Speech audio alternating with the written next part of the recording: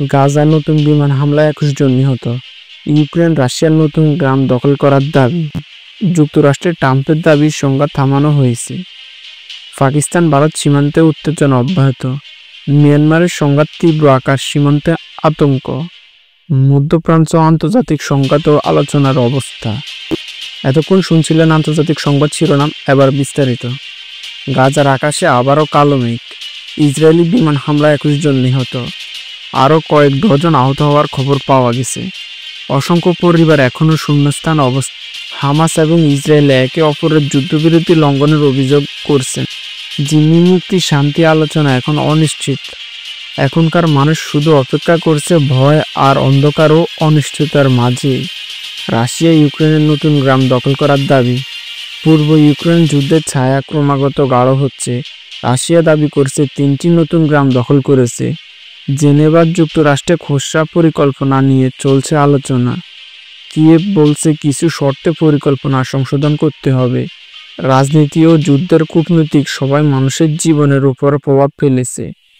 যুক্তরাষ্ট্রের ট্রাম্পের দাবি সংঘাত থামানো হয়েছে। যুক্তরাষ্ট্রে দাবি করা হচ্ছে শুল্ক হুমকির মাধ্যমে বিশ্বজুড়ে 8টি সংঘাতের মধ্যে 5টি থামানো হয়েছে।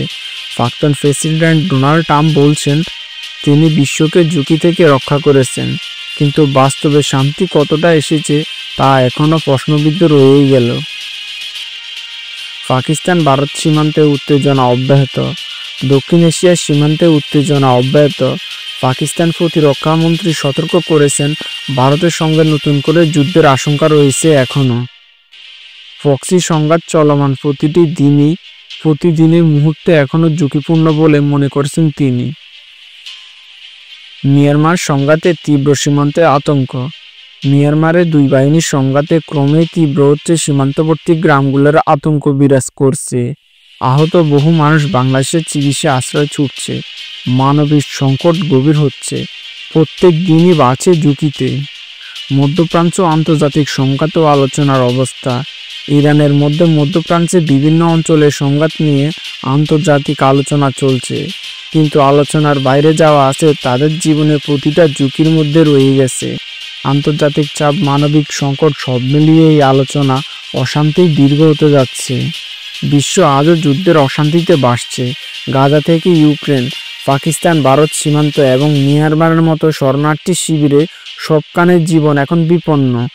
তবু আশা এখনও জীবিত। একদিন শান্তি আসবে, আলোর শান্তি ফিরিতে। এই ছিল আজকের মতো আন্তর্জাতিক খবরের শিরোনাম ও হেডলাইন। পরবর্তী খবর পেতে আমাদের চ্যানেলটা সাবস্ক্রাইব করে রাখুন।